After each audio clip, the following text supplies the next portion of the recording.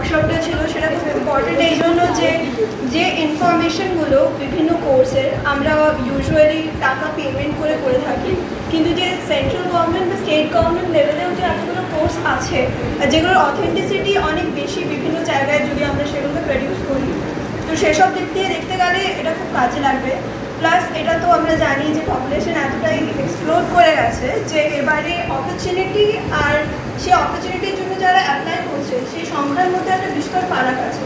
তো সেটার জন্য এখন শুধুমাত্র সরকারি চাকরির জন্য বসে থাকাটা বাতুলতা,